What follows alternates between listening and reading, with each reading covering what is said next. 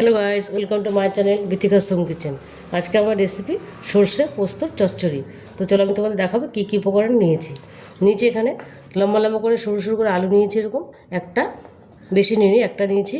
একটা গাজর নিয়েছি, সরু সরু লম্বা লম্বা কেটে নিয়েছি একটা রাঙা আলু মানে মিষ্টি আলু, কুমড়ো অল্প, সজনে ডাঁটা, টমেটো লম্বা লম্বা করে বীজ ফেলে দিয়েছি, আর এখানে চেরা কাঁচা পাকা লঙ্কা, ধনেপাতা কুচি, আর এখানে নিয়েছি পোস্ত, সাদা সর্ষে আর কাঁচা লঙ্কা, তিনটে আমি শিলে একসঙ্গে বেটে নেব।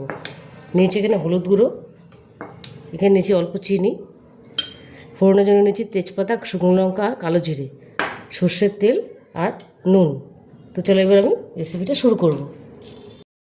দেখো আমি একটা কড়াই বসিয়ে দিয়েছি গ্যাসে, কড়াইটা আমার গরম হয়ে গেছে, এর মধ্যে আমি তেল দিয়ে দেবো, বেশি দেবো না, অল্প দেবো। আমি এখন সবজিটা আগে ভেজে নেব, এনে আমি অল্প তেল দিয়ে ভাজবো, খুব বেশি তেল দেবো না।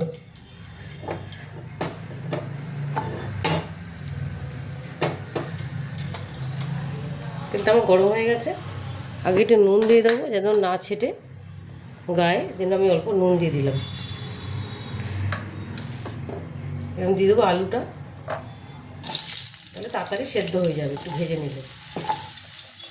তোমরা চাইলে নাও ভাজতে পারো। সজনে ডাঁটাটা পরে দেবো, সজনে ডাঁটাটা ভাজবো না, ভেজে আমি আধ সেদ্ধ করে নেব।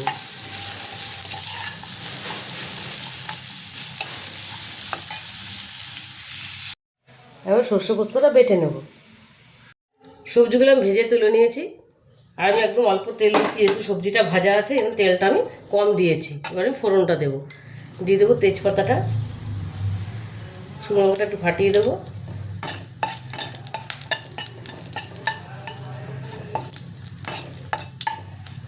দিয়ে দেবো আমি কালো জিরেটা।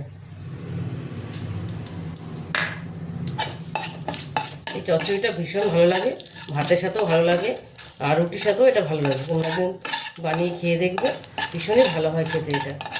তোমরা যদি তেল কম পছন্দ করো তাহলে সবজিটা একবারে তোমরা দিয়ে দিলেও পারো, না ভাজলেও চলবে।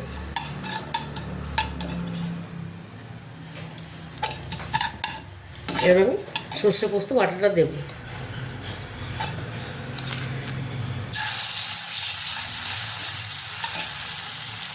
একটুখানি জল দিয়ে প্লেটটা ধুয়ে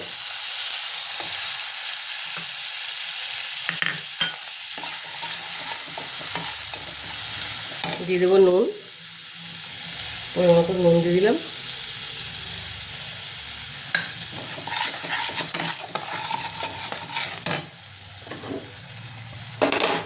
দিয়ে দেবো টমেটোটা আর সজনে ডাঁটাটা, আর দিয়ে দেবো হলুদ, দিয়ে ভালো করে নেড়ে নেবো। আমি এটা একটু ভাজা ভাজা করে নেবো, হালকা ভাজা ভাজা করে নেবো। এবার সর্ষে পোস্তটা একটু ভাজা ভাজা করে নিয়েছি আমি, এবার কাঁচা লঙ্কাটা দিয়ে দেবো। তোমরা যেরকম ঝাল খাও সেরকম দেবে। আমি এই তরকারিটা একটু মানে নিরামিষ তরকারির মতো এটা, এই জন্য একটু ঝাল ঝাল ভালো লাগে বলে আমি এটা একটু ঝাল বেশি দিয়েছি। তোমরা যদি ঝাল কম খাও তাহলে কম দিতে পারো। ভীষণই ভালো হয় তরকারিটা, এই চচ্চড়িটা খুব ভালো লাগে খেতে, আর ঘরে থাকা সবজি দিয়ে এটা হয়ে যায়। আমাদের হামেশা এই সবজিগুলো ঘরে থাকে। আমি দিয়ে দেবো সবজি ভাজাটা, একটু নেড়ে নেব।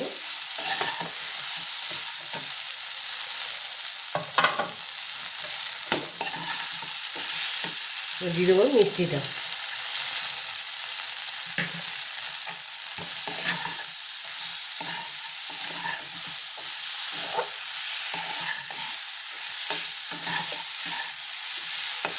একটু সামান্য জল দেবো। আমি শিলপাটা ধোয়ার জলটা আমি দেবো, এইটুকুই দেবো, বেশি দেবো না। সবজি আমার মোটামুটি সেদ্ধ হয়ে এসছে অর্ধেক। এবার এটা আমি ঢেকে দেবো, তাহলে ভাপে ভাপে সেদ্ধ হয়ে যাবে সবজিটা। এটা আঁচটা কমিয়ে আমি ঢেকে দেবো,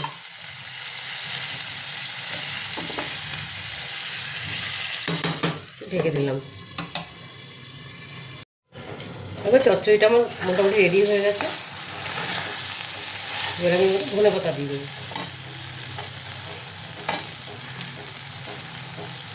ধনেপাতা কুচিটা দিয়ে দিলাম। দারুণ টেস্ট হয় এটা, ভীষণই ভালো লাগে। সবজিগুলো এরকম গোটা গোটা থাকলে বেশি ভালো লাগে। গোটা গোটা রয়েছে কিন্তু এগুলো সবজিগুলো সব সেদ্ধ হয়ে গেছে, একদম নরম হয়ে গেছে সবজিগুলো, একদম এই যে ফুলগুলো নরম হয়ে গেছে, কিন্তু সব গোটা গোটা রয়েছে। এটা খেতে খুব ভালো লাগে তো গোটা গোটা থাকলে। এটা আমার পুরোপুরি রেডি। এবার আমি গ্যাসটা বন্ধ করে দেবো।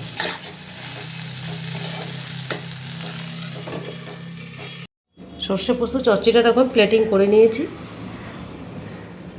তোমরা অবশ্যই বাড়িতে এটা ট্রাই করবে, আশা করি তোমাদের খুব ভালো লাগবে। আর যদি রেসিপিটা তোমাদের ভালো লেগে থাকে তাহলে আমাকে লাইক, শেয়ার আর সাবস্ক্রাইব করতে ভুলবে না। টাটা।